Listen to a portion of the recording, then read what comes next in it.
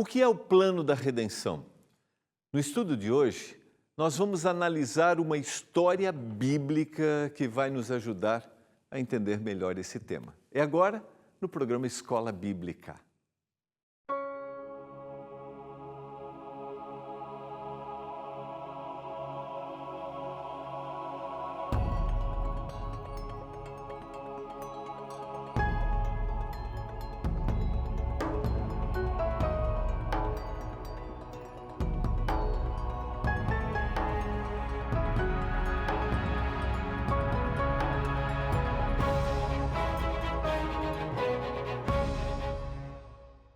Olá, tudo bem com vocês? Estamos começando mais um programa Escola Bíblica aqui pela TV Novo Tempo, o canal da Esperança.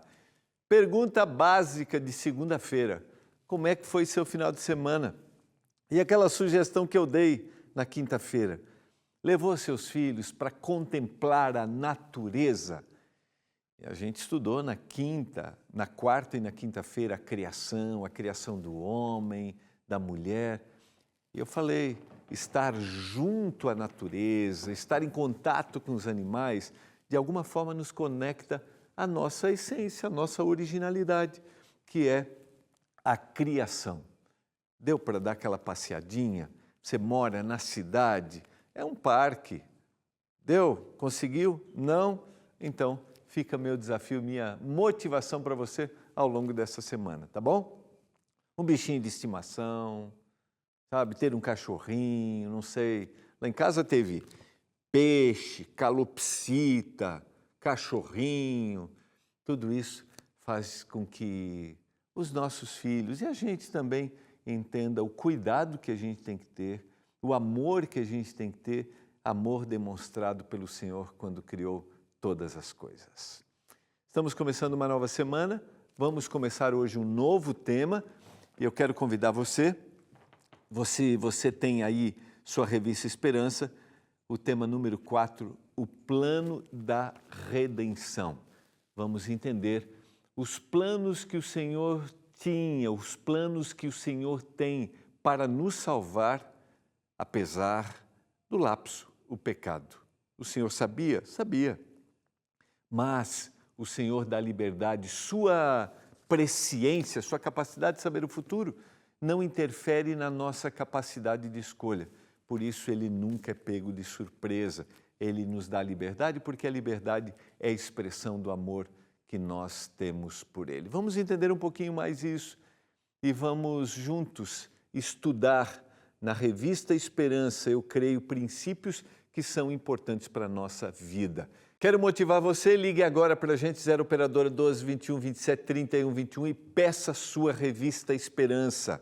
Você já recebeu aí na sua casa? Então, se você está acompanhando o programa nessa temporada, olha, não esqueça, a gente tem uma promoção especial, uma campanha especial. É o seguinte, você recebe sua revista, você já recebeu aí, você preenche o questionário que está na parte final para você receber o seu certificado, tá bom? Não esquece. E aí, depois de fazer isso, o terceiro passo é bem simples.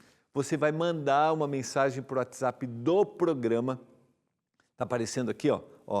0 Operadora 12, não precisa 0 Operadora, né? É o 12981091268, 12981091268 e faz uma frase bem criativa. O que você aprendeu com a revista Esperança? E manda para o nosso WhatsApp, tá? Você responde de coração, poucas palavras, aquilo que você aprendeu. E aí, a gente vai escolher a melhor frase e você vai vir aqui receber o seu certificado no programa Escola Bíblica, vai passar um dia com a gente, vai conhecer os estúdios, vai conhecer o pessoal, vai conhecer toda a dinâmica do programa. Vai ser muito legal poder receber você aqui, tá bom? Então, recebeu a revista? Já está aí? Ainda não? Peça a revista, tá? Depois, preenche o questionário no final e manda para receber o seu certificado. E aí, por terceiro, último, é só escrever aquela frase, o que você aprendeu. E essa frase, tá? E essa frase vai ser escolhida pela nossa equipe. E a melhor frase, aí pode ser a sua, você vai vir aqui e passar um dia com a gente. Você vai receber o seu certificado aqui no programa e vai passar um dia com a gente. WhatsApp do programa 912-98109-1268. A melhor frase, tá bom? Vamos orar para que o Senhor nos dê iluminação ao abrirmos mais uma vez a sua palavra. Senhor, estamos juntos mais uma vez para estudarmos a Bíblia. Hoje a gente vai relembrar uma história, para alguns conhecida, para outros desconhecida, uma história que mostra o teu plano de salvar. A gente que já conhece essa história, aqueles que talvez vão ouvir de novo, que a gente seja impactado, que o Senhor tenha objetivos, tenha planos para salvar o ser humano, que isso toque o nosso coração. E quem ouvir isso pela primeira vez, que ele seja impressionado e entregue a vida para ti. Eu peço em nome de Jesus. Amém. Vamos lá, quero convidar você a abrir a sua Bíblia. Nós vamos estudar juntos uma história que está no livro de Gênesis. Eu quero convidar você, a gente vai estudar a partir do capítulo 22, está aqui, tá? Essa é uma história que começa lá no capítulo 15, tá? Mas nós vamos estudar o ápice dela no capítulo 22, ok? Mas antes, quero relembrar algumas coisas que são importantes aqui. Lembrando a você que nós vamos estudar a lição número 4, tá? Eu quero fazer referência ao texto de Romanos capítulo 6, verso 23, e aí te dá o pano de fundo que essa história vai apresentar. Quando Adão e Eva pecaram, houve uma ruptura no relacionamento com Deus. Consequentemente, separados da fonte da vida, o homem se sujeitou à morte, pois o salário do pecado é a morte. Romanos capítulo 6, verso 23. Na semana passada, nós estudamos que Deus criou o ser humano perfeito, o ambiente perfeito, criou homem e mulher. E no capítulo 3 do livro de Gênesis, os 2 primeiros capítulos são o ambiente perfeito. O homem desfrutava dessa perfeição. Toda a natureza, o convívio era perfeito. Mas no capítulo 3, nós temos o que a gente chama de origem do pecado, ou o lapso, o erro. A gente já estudou isso algumas vezes aqui. Se você não conhece essa história, eu te convido a ler o capítulo 3. Eva toma do fruto da árvore do conhecimento do bem e do mal, que ela não deveria comer. Ela é induzida pela serpente, que é o diabo e Satanás, segundo Apocalipse capítulo 12, conforme Isaías capítulo 14 e Ezequiel capítulo 28, aquele ser perfeito, o anjo perfeito que foi lançado para a terra depois de se rebelar contra Deus. Ele induz Eva e Eva pega desse fruto. Eu não vou fazer aqui uma análise específica dessa história, porque tem detalhes ali muito importantes, né? O processo de aproximação. Mas ali, e Eva dá esse fruto também para seu esposo, Adão, e os dois cometem pecado. Ou seja, se afastam de Deus. E a partir dali o pecado faz parte da natureza humana. Romanos capítulo 5, verso 12, assim como por um só homem entrou o pecado no mundo e pelo pecado a morte, assim a morte passou a todos, porque todos pecaram.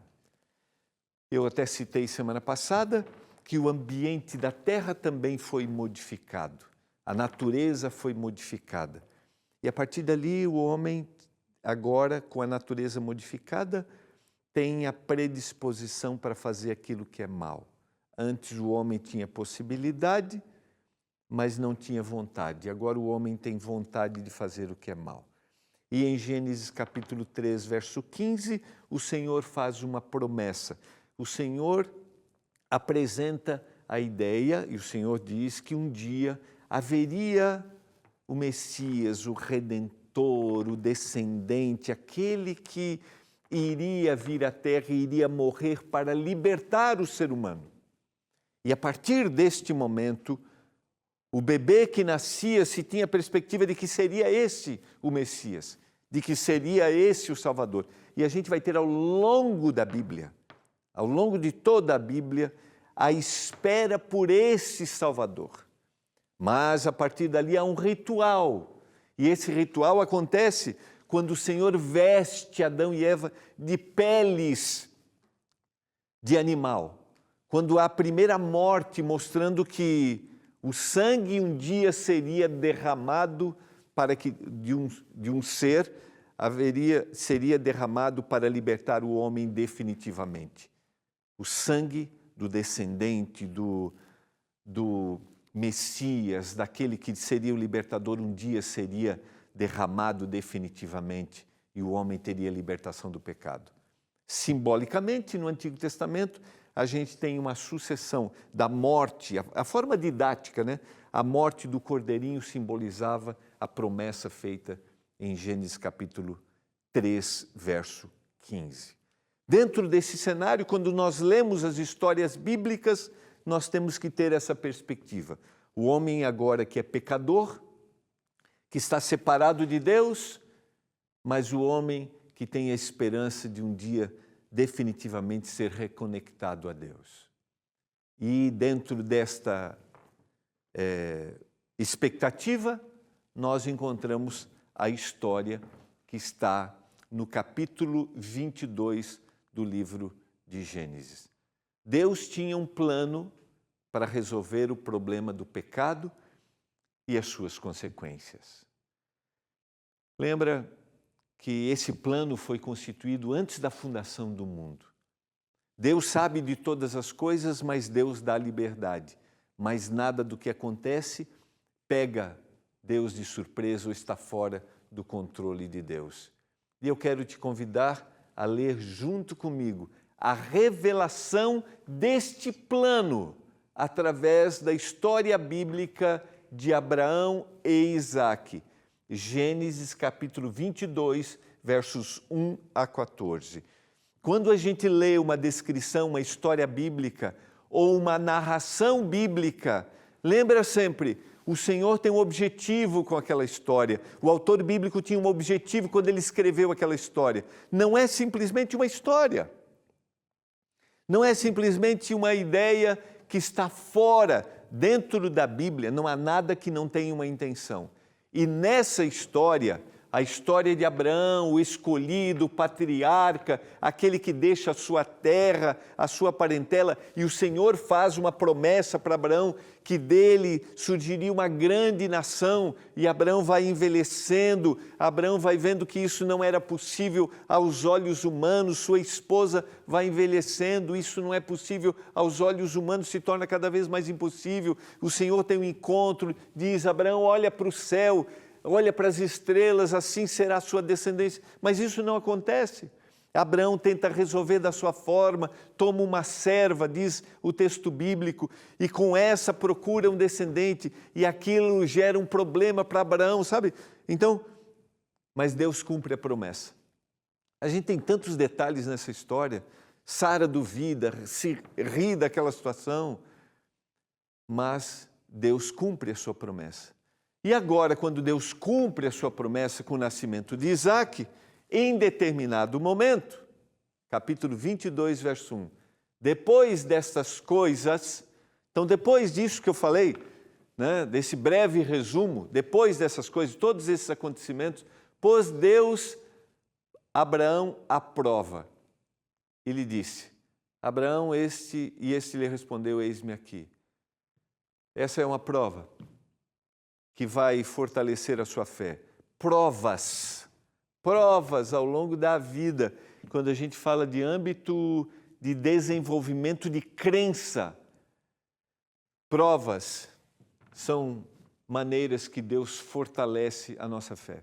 Por isso o texto bíblico vai dizer que nunca virá sobre nós uma tentação, uma provação, que nós não tenhamos capacidade de suportar, ainda que muitas vezes Deus não deseje. Nesse caso, Deus é que vai colocar a prova. Acrescentou Deus: toma o teu filho, teu único filho, Isaque, a quem amas, o filho amado, o único filho da promessa, aquele que seria a grande descendência. Toma teu filho, Isaque, a quem amas, e vai-te à terra de Moriá. Oferece ali um holocausto sobre um dos montes que eu te mostrarei. Moriá, mais tarde, vem a ser o lugar do templo em Jerusalém, 2 Crônicas, capítulo 3, verso 1. Isso é extremamente significativo. Levantou-se, pois, Abraão de madrugada, tendo preparado o seu jumento, tomou consigo 2 dos seus servos e a Isaque, seu filho, rachou lenha para o holocausto e foi para o lugar que Deus lhe havia indicado. É interessante que a gente não tem contestação. Você percebe? A gente poderia ter numa descrição uma contestação, mas peraí, Senhor, olha o que o Senhor está fazendo, o Senhor é um Deus diferente, a gente não precisa, como os pagãos, oferecermos os nossos filhos para Ti, para apaziguarmos a Tua ira. Simplesmente diz o texto bíblico que Abraão foi ao local indicado. E aqui a gente pode dar uma viajada no texto, né? Abraão conhecia quem era Deus, Abraão aprendeu ao longo da vida em confiar em Deus, mesmo que pudesse pensar lá no seu íntimo assim, mas esse é o filho da descendência? Como que agora ele está pedindo que eu tire a vida desse filho? Aqui a gente tira lições, né? Mesmo que a gente não tenha explicações para todas as coisas, nós podemos confiar no Deus a quem conhecemos. Ao terceiro dia, erguendo Abraão os olhos, viu o lugar de longe. Então disse aos seus servos, esperai aqui com o jumento, e eu e o rapaz iremos até lá, e havendo adorado, voltaremos para junto de vós. São 80 quilômetros, que corresponde de onde Abraão estava até o Monte Moriá, de Berseba a Jerusalém, que era o local do Monte Moriá, onde vai ser o local do templo. E Abraão, durante 3 dias, e eu fico sempre imaginando, 3 dias de muitos questionamentos internos, mas de muita confiança. Estou falando para você nesse momento que tem muitos questionamentos internos aí no seu coração, tem coisas que você não pode explicar. Todos passaremos por isso, mas chega nessa hora que a gente tem que confiar. Confiar. Sequência, a gente tem aqui a certeza de que Abraão acreditava que Deus intercederia. Nós voltaremos para junto de vós. Acreditava que o Senhor poderia ressuscitar a Isaque. Ele cumpriria a promessa, mas o Senhor lhe daria o seu filho de volta. Tomou Abraão a lenha do holocausto e o colocou sobre Isaque, seu filho.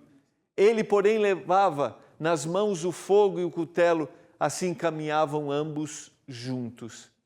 Quando Isaque disse a Abraão, seu pai, meu pai, respondeu Abraão, eis-me aqui, meu filho. Perguntou-lhe Isaque, eis o fogo e a lenha, mas onde está o cordeiro para o holocausto? Lembra? Esse era um ritual costumeiro. Esse era um ritual, e o texto deixa implícita a ideia, esse era um ritual que Abraão e Isaque conheciam muito bem. Isaque, que questiona, conhecia muito bem. Está tudo aqui, mas onde está o cordeiro? E a frase, a certeza de que o Senhor iria prover, o Senhor daria um jeito, expressa a confiança e a entrega. De alguma forma, em algum momento da vida, todos nós seremos colocados numa situação que nós vamos ter que responder. O Senhor é quem vai solucionar, o Senhor é quem vai prover, o Senhor é quem vai dar a solução. Fica claro isso para você nessa história? Esse era um ritual que ele conhecia. Ele sabia o que alguma coisa estava errada ali. Respondeu Abraão, Deus proverá para si, meu filho, o cordeiro para o holocausto. E seguiam ambos juntos. Submissão do pai e submissão do filho para que a redenção acontecesse, para que a salvação viesse, para que de alguma forma o plano da salvação fosse apresentado nesse texto. O plano de Deus para salvar o ser humano remete à submissão do Pai e remete à submissão do Filho. Porque há o oferecer, há o dedicar do Pai, do Filho, para que o plano se execute. E a gente tem aqui, de alguma forma, um eco do que o céu faz para salvar o ser humano, para salvar a mim e a você. E o que é salvar do quê? Do pecado que me leva para a morte. Não a morte do sono hoje, mas a morte eterna um dia, o deixar de existir.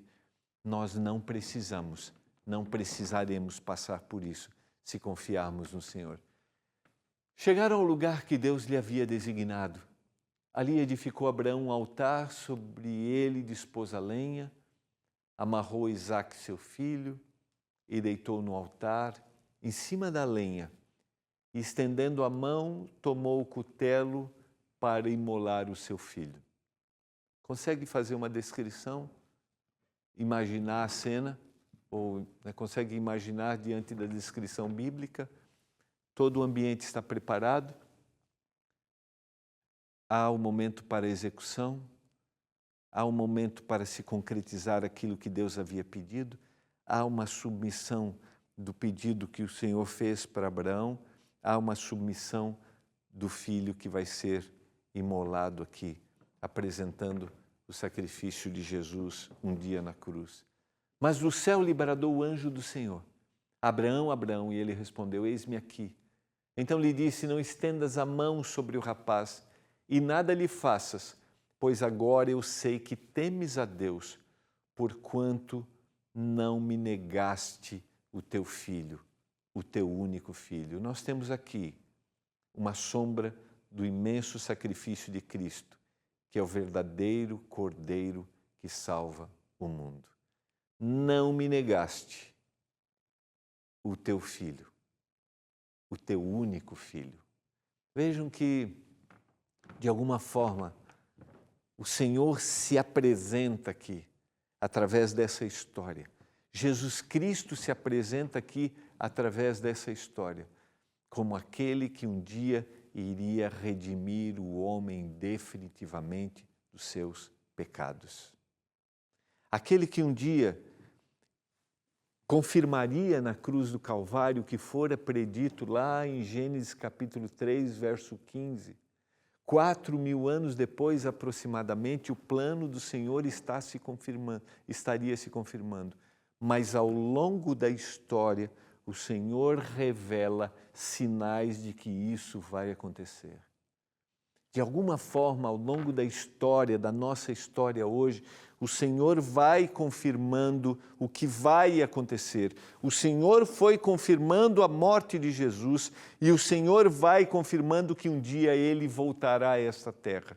Porque todas as profecias preditas, tudo aquilo que o Senhor falou, acontece. Tudo aquilo que o Senhor disse vai ser executado. Tendo Abraão erguido os olhos, viu atrás de si um cordeiro preso pelos chifres entre os arbustos. Tomou Abraão o carneiro e ofereceu em holocausto em lugar do seu filho. E está aqui. Quando a gente lê no texto bíblico, sempre o sacrifício sendo apresentado, ou quando a gente vê na Bíblia a descrição apresentada para Moisés do ritual do santuário, a morte do cordeirinho, a gente tem algo aqui que aponta para aquele Cordeiro de Deus que tira o pecado do mundo quando João presencia o Senhor Jesus Cristo. As histórias se tornam familiares a partir do momento que nós nos aproximamos dela. Quanto mais nós nos aproximamos das histórias bíblicas, mais o plano se torna familiar para nós e se torna diferente, faz a diferença na nossa percepção. E eu quero te convidar a ler essas histórias que apontam para Jesus Cristo como Salvador do mundo. E eu quero te convidar a ler as profecias que apontam a volta de Jesus quando o fim será para sempre quando o fim do pecado será eliminado definitivamente. Quanto mais nos aproximamos, mais o texto nos impressiona. E pôs Abrão por nome aquele lugar, o Senhor proverá. Daí dizer-se até o dia de hoje, no monte do Senhor se proverá. O nome de Abrão, que dá o lugar, demonstra que ele percebe a revelação do propósito salvífico de Deus. O nome que Abrão dá àquele lugar mostra que o Senhor vai prover, que o Senhor vai solucionar, que o Senhor é aquele que redime. A história de Abraão e Isaque nos aponta para a história redentora de Jesus Cristo, que se tornou o sacrifício final pelos nossos pecados. Tanto Isaque como Cristo foram obedientes até a morte. Abraão ilustra o que Deus faria por nós, não poupou o seu próprio filho, antes por todos nós o entregou. Romanos capítulo 8, verso 32 e São João capítulo 3, verso 16. Aquele que não poupou o seu filho, antes por todos nós o entregou. Porventura não nos dará graciosamente com ele todas as coisas? Porque Deus amou o mundo de tal maneira que deu seu Filho unigênito, para que todo aquele que nele crê não pereça, mas tenha vida eterna. O Cordeiro que substituiu Isaque simboliza Cristo, que se ofereceu em substituição por todos nós que nele cremos. Romanos 10, 5 a 10. Tanto Isaque como Cristo foram restaurados. Hebreus 11, 17 a 19. Como você se sente ao saber do sacrifício de Jesus por você hoje? Como você se sente ao ter a certeza de que tudo aquilo que aconteceu na cruz do Calvário foi para salvar você e a mim? Como que você se sente? Você se sente salvo, redimido, liberto, perdoado dos seus pecados? Eu estou falando para você nesse momento que talvez não tenha perspectiva quanto ao futuro, você que talvez se sinta inútil, você que não sente valor diante da vida e dos erros que já cometeu. O Senhor Jesus Cristo morreu por você. E nele, com Ele, nós temos a certeza da salvação, da libertação. Você gostaria nesse momento de entregar sua vida para o Senhor Jesus? Eu quero orar para que nos entreguemos ao Senhor, aceitemos o sacrifício e tenhamos a vida transformada. Pai do céu, obrigado por Tua palavra. Obrigado porque o Senhor está conosco todos os dias. Obrigado porque podemos relembrar o sacrifício de Jesus. Obrigado pela história, pela fé, pela dedicação, pela submissão de Abraão e Isaque. Nós nos submetemos a Ti, para que a salvação chegue até a nossa casa. Pai, que esse seja o desejo de todos os nossos telespectadores. Eu suplico, em nome de Jesus. Amém. Foi muito bom estarmos juntos e recebemos essa boa notícia de que um dia Jesus Cristo morreu por nós. Nós nos encontramos amanhã aqui no programa Escola Bíblica. Tchau!